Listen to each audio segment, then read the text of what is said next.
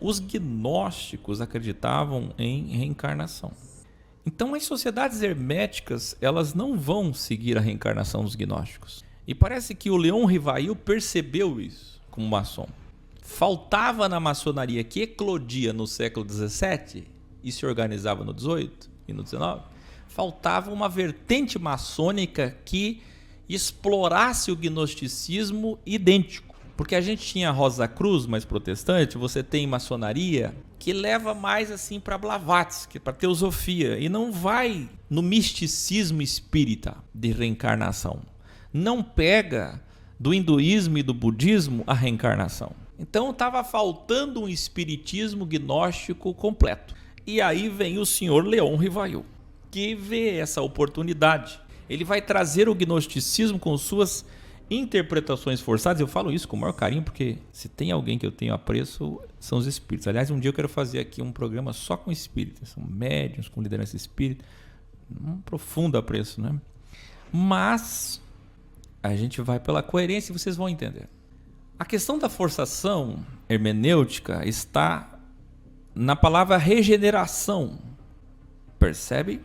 Sendo do grego uma alternativa etimológica. Qual é o problema das alternativas? Vocês já lembram quando eu escrevi a Bíblia Original, o Códex? A gente está na 3ª edição, mas desde o começo eu falei para vocês que o maior problema das Bíblias era o que eu chamo de adulteração de sinônimos. Vocês lembram disso? Sim. O que é adulteração de sinônimos? Você pega uma palavra qualquer, vamos pegar aqui, eu vou fazer na prática. Vamos escrever aqui, ó, regeneração. Qual é o problema do dicionário?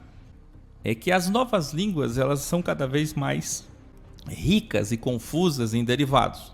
Então você tem no efeito de regenerar-se, melhorar, vírgula, renovação moral, espiritual, ou regeneração do fígado, está falando de biologia, reconstituição de um órgão destruído ou arruinado, ou pode ser também operação que consiste em restabelecer a atividade de um catalisador.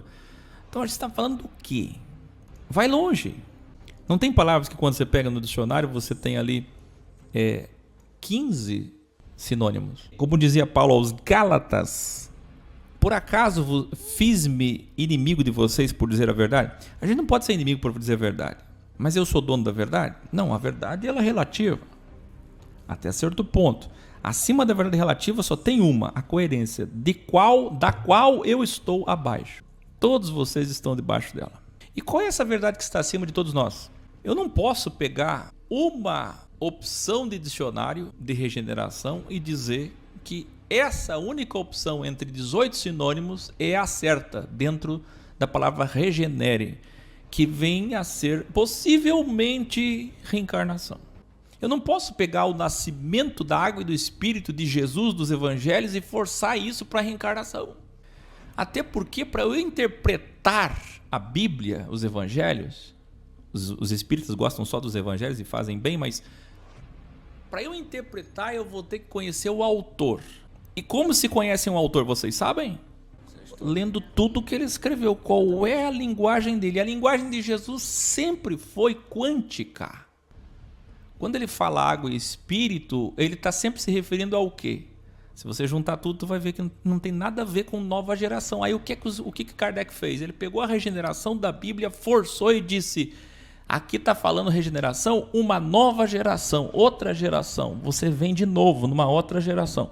Poxa, tem que forçar muito, né? Exatamente. Helena Blavatsky, não existe comunicação com mortos. Tá vendo? A Helena já vai, a teosofia já vai refutar isso aí. Que para ela não existe comunicação com mortos. Percebeu? Sim. Mas o que é que então afinal existe? Resquícios do ego. Que ela vai chamar de resquícios de individualidade. Também chamada de casca espiritual. Apenas um efeito magnético. Kardec se inspirou no budismo, no hinduísmo, ao dizer que não existe ego no mundo espiritual. E ele vai bem nessa. Mas é sim e não. Não existe ego mal. A Blavatsky, cria ali então uma divisão maçônica, porque enquanto ela fala essa linda frase aqui, ó, não há religião superior à verdade. É lindo ou não é? Sim, É uma máxima teosófica, mas o Kardec se vê insultado por ela. E como fariseus e saduceus, a dicotomia está posta e nunca chegarão ao final. A maçonaria inglesa será mais Blavatsky, a essência teosófica, e a francesa mais Kardec. Percebe? Então lá veio o Léon Rivail, 1830. Seu início, jovem de pais católicos, estudioso da filosofia e direito. Eu vi umas pessoas dizendo assim, professor, por que você pega mais assim a pegada biográfica dos personagens? Porque a série Mossad, ela quer entender a história numa perspectiva não contada.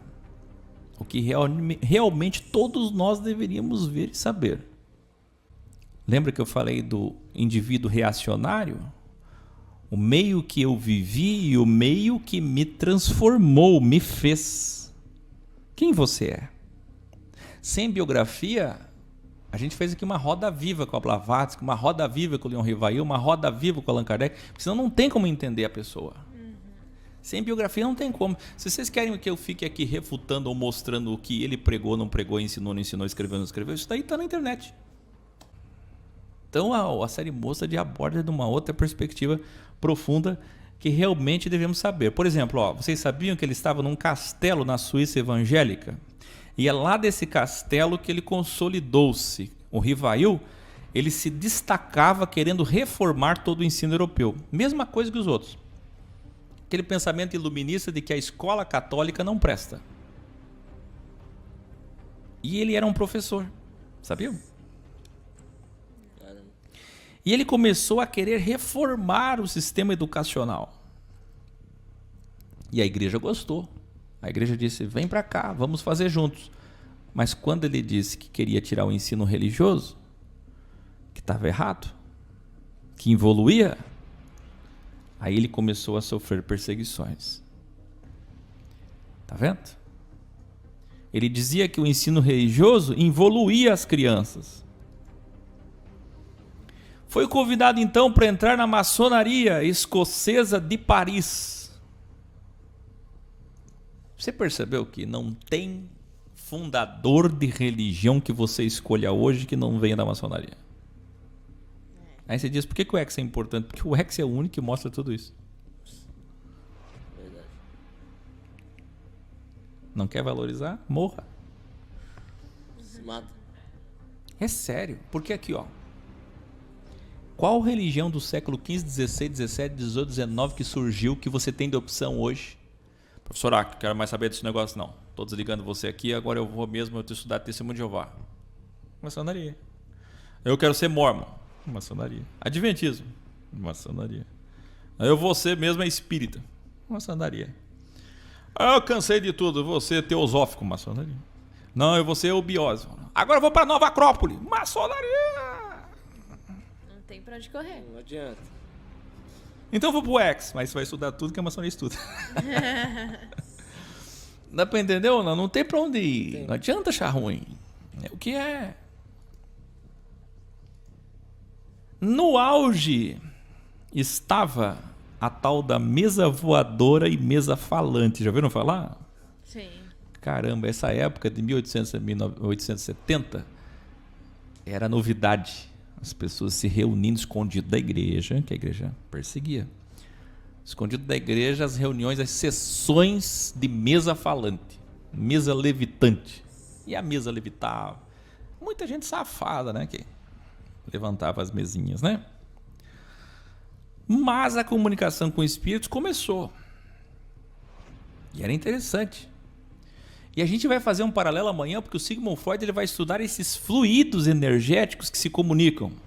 Mas o Allan Kardec percebeu que esses fluidos energéticos se comunicam porque tem inteligência. E se tem inteligência, podiam ser espíritos, ou seja, homens mortos. O que é demônio? Demônio é um ser do mal? Nunca. Demônio é tão simplesmente um espírito de um homem que faleceu É um daimon, e a palavra daimon não pode ser satanizada. São pessoas que morreram.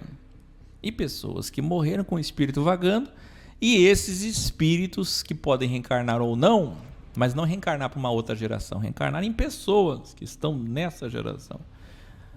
Tá entendendo? E esses espíritos podiam se comunicar e podiam estar em objetos.